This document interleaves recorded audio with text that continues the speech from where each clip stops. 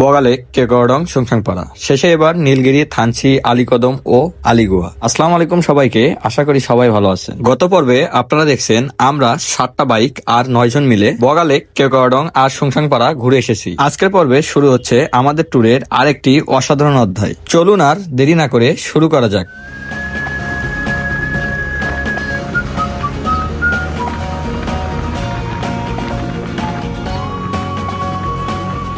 তো Y junction থেকে আমরা এখন যাচ্ছি নীলগিরি, থানচি, যে থানচিতে স্টে করব।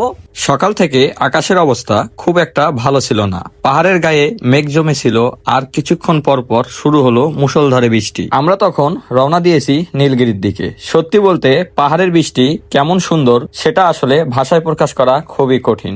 চারপাশে সবুজ পাহাড়, সাদা মেঘ আর বৃষ্টির ফোঁটা সামনের রাস্তা পর্যন্ত ঝাপসা হয়ে যাচ্ছিল, তবুও সে দৃশ্য ছিল অসাধারণ। আমরা ধীরে ধীরে এগিয়ে গেলাম নীলগিরি চেকপোস্টের দিকে। চেকপোস্ট পার হওয়ার পর মনে হচ্ছিল আমরা যেন মেঘের মধ্যে দিয়ে বাইক চালাচ্ছি। কোথাও পাহাড় দেখা যাচ্ছে, কোথাও আবার পুরো পাহাড় মেঘের আড়ালে হারিয়ে যাচ্ছে। বৃষ্টির মধ্যে ভিজে ভিজে বান্দরবান ট্যুর দিতেছি, এটা এই ফিলিংস বলে বোঝানোর মতো না। আমরা ভিজে ভিজে ট্যুরটা দিতেছি, হালাই দেয় হাত দেখতে হবে, হাত হাত আরে যে বৃষ্টিতে ভিজতে ভিজতে আমরা উপভোগ করছিলাম এই অসাধারণ পাহাড়ি রাস্তা। এভাবে এক সময় পৌঁছে গেলাম থানচি বাজারে। থানচি বাজারে পৌঁছে আমরা সবাই রিসোর্ট খুঁজতে শুরু করলাম, কিন্তু শুক্রবার হওয়ায় সব রিসোর্ট প্রায় বুকিং ছিল। শেষ পর্যন্ত বাধ্য হয়ে বিজিবি রিসোর্টে একটি মাত্র রুম পেলাম। এক রুমে আমরা 9 জন। সবাই ঘুম। হ্যাঁ, শুনতেও অবাক লাগলেও সত্যি রুম ভাড়া ছিল 3500 টাকা। পরের দিন সকাল।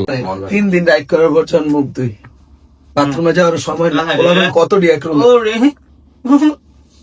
একালায় সকালবেলা এমন আগে আসছে বাথরুমে 3 দিন কেউ কাল লোক বলা। আমাদের পরিকল্পনা ছিল থানচি থেকে সাঙ্গু নদী হয়ে নাফাকুম যাওয়া, কিন্তু নদীতে পানি অনেক কম থাকায় আর যাওয়ার ইচ্ছা হলো না। তারপর প্ল্যান পরিবর্তন করে আমরা রওনা দিলাম আলীকদমের দিকে।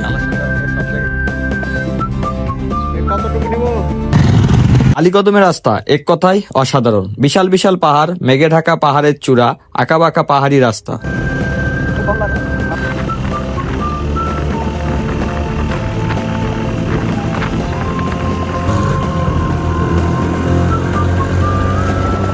বাইক চালানোর জন্য এর থেকে সুন্দর রাস্তা বাংলাদেশে খুবই কম আছে। প্রতিটি বাঁক নতুন নতুন সৌন্দর্য অপেক্ষা করছিল। সকালে আমরা নাস্তা করতে পারিনি, তাই পাহাড়ি ছোট্ট একটি দোকানে থামলাম। সেখানে সবাই মিলে অনেকগুলো আম খেলাম এবং কলা খেলাম। পাহাড়ি পরিবেশে বসে এত সাধারণ খাবার যেন খুবই সুস্বাদু লাগছিল। এরপর আবার শুরু হলো আমাদের যাত্রা।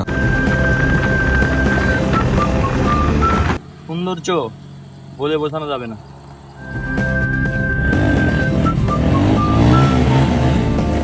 পাহাড়ের রাস্তা ধরে চলতে চলতে আমরা ঢুকে পড়লাম গ্রামের ভিতরের একটি পথ। গন্তব্য ছিল আলী গুহা। শুনেছিলাম এই গুহায় গেলে একজন গাইড নিয়ে যাওয়া অনেক ভালো। ভিতরে নাকি অনেকে পথ হারিয়ে ফেলে। ও মাই গড!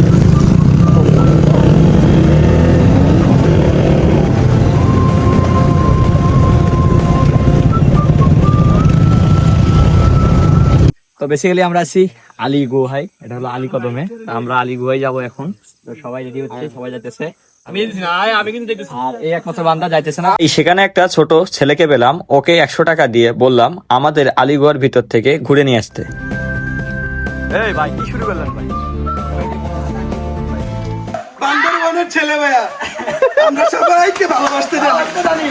ও বাবা রে ভাই, ঢুকিয়া এই আসছে।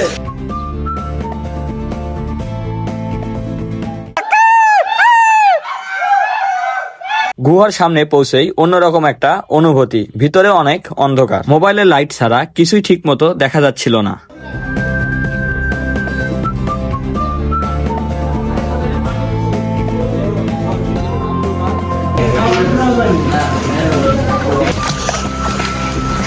একটু সামনে গিয়ে দেখলাম পাশে আরেকটা গুহা। সেটার প্রবেশ পথ এতটাই সরু যে ঢুকতেই ভয় লাগছিল। আমরা অনেক দূর বাইক জার্নি করে এসেছি, অযথায় কোনো ঝুঁকি নিতে চাচ্ছি না, তাই নিরাপত্তার কথা চিন্তা করে ওই গুহার ভিতরে আর যাইনি। কিছুক্ষণ ঘুরে আবার ফিরে এলাম আমাদের বাইকের কাছে। এরপর আবার শুরু হলো আমাদের যাত্রা। পাহাড়ি সেই অসাধারণ আঁকাবাঁকা রাস্তা,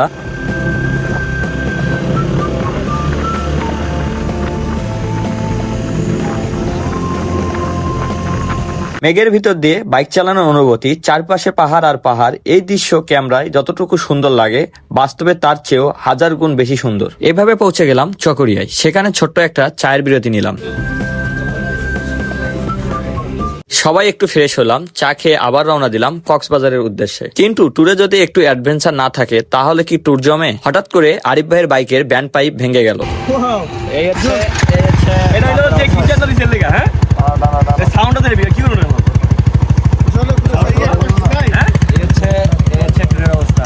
প্রথমে সবাই একটু চিন্তায় পড়ে গেলাম, তারপর ধীরে ধীরে সেই অবস্থায় কক্সবাজার পৌঁছে গেলাম। সেখানে একটা গ্যারেজে গিয়ে বাইক ঠিক করিয়ে নিলাম। অবশেষে আমরা পৌঁছে গেলাম কক্সবাজারে। কোথায় থাকলাম, কি কি খেলাম, কক্সবাজারে কি কি ঘুরলাম, সবকিছু দেখবেন পরবর্তী ভিডিওতে। তাই ভিডিওটি ভালো লাগলে অবশ্যই লাইক করবেন, কমেন্টে জানাবেন আজকের ভিডিওর কোন অংশ আপনাকে সবচেয়ে ভালো লাগছে। আমি নাইম, আজকের মতো এখানে বিদায় নিচ্ছি। আল্লাহ হাফেজ।